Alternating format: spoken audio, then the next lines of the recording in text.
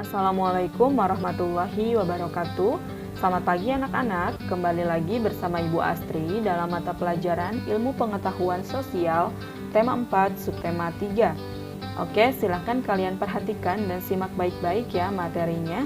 Materi kita pada pagi hari ini yang pertama yaitu interaksi sosial dalam bidang ekonomi. Setiap manusia memerlukan orang lain untuk memenuhi kebutuhan hidupnya. Oleh karena itu, manusia saling berinteraksi satu sama lain. Salah satu kebutuhan manusia adalah di bidang ekonomi. Kebutuhan ekonomi merupakan kebutuhan dasar setiap manusia. Kebutuhan ekonomi meliputi pemenuhan sandang, pangan, dan papan. Kebutuhan sandang adalah kebutuhan akan pakaian. Kebutuhan pangan adalah kebutuhan akan makanan, dan kebutuhan papan adalah kebutuhan akan tempat tinggal. Setiap manusia berusaha untuk memenuhi kebutuhan tersebut. Dengan saling berinteraksi, manusia akan lebih mudah untuk dapat memenuhi berbagai macam kebutuhan hidupnya. Nah, sebagai contoh misalnya, ya, buah merupakan makanan kaya serat. Saat kita membutuhkan buah, kita akan membeli buah dahulu di toko atau di pasar. Nah, transaksi jual beli dengan pedagang buah merupakan contoh interaksi dalam bidang ekonomi. Kamu dapat menentukan atau dapat menemukan interaksi ekonomi di pasar ataupun di tempat-tempat lain yang mempertemukan penjual dan pembeli. Selain transaksi kebutuhan barang, transaksi kebutuhan jasa juga termasuk interaksi ekonomi. Sebagai contoh, kebutuhan jasa di bidang kesehatan, transportasi, dan pelayanan masyarakat ya.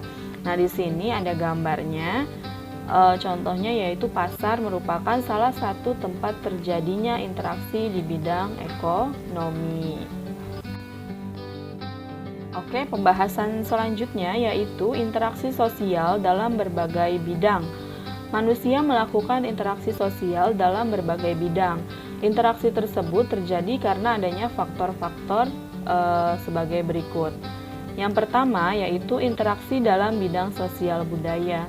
Manusia biasanya hidup berkelompok dan bermasyarakat. Dalam kehidupan bermasyarakat, kita harus dapat beradaptasi dengan lingkungan agar keberadaan kita dapat diterima. Adaptasi tersebut meliputi perilaku, aturan, norma, dan adat istiadat yang berlaku di lingkungan tersebut. Yang kedua, interaksi dalam bidang pendidikan. Interaksi dalam bidang pendidikan diperlukan agar proses belajar mengajar dapat berjalan dengan baik.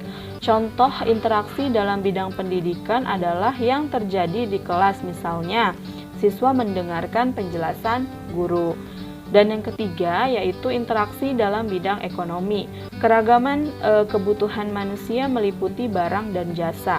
Jika suatu daerah tidak dapat mencukupi kebutuhannya, maka masyarakat daerah tersebut akan berinteraksi dengan daerah lain untuk memenuhi kebutuhan tersebut dalam proses jual beli ya.